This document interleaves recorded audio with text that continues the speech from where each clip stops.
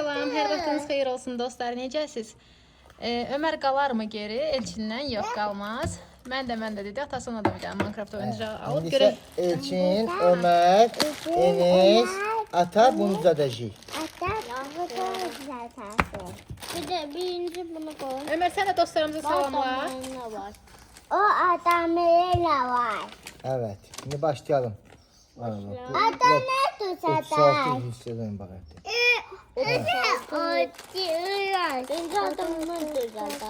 Enes, Ədilə. O da adamları. Bu da. Elçin'e stol yapacak aşkım. Yoksa Enes denən. Enes al. Enes koy buna.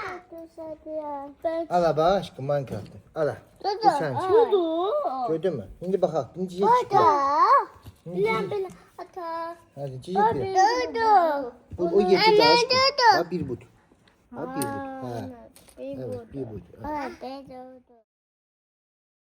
Dostlar, dünənki videoda Elçinin oyuncağında, Minecraft oyuncağında Steve'in əli yox idi. Bugün də hansısa bir parça əksikdir. Dostlar, adı Ömərin, dadı Elçinin.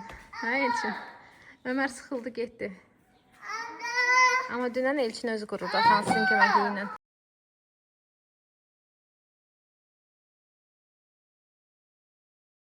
Beyefendi düzəltdi, qutardı.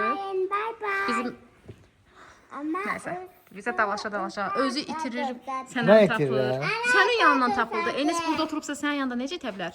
Ne vurulur çıktı. Baxın, aşkım baxın. Ana sen Ömer. Ömər gəl dostlarımıza göstərək. Dostlarımıza göstərək.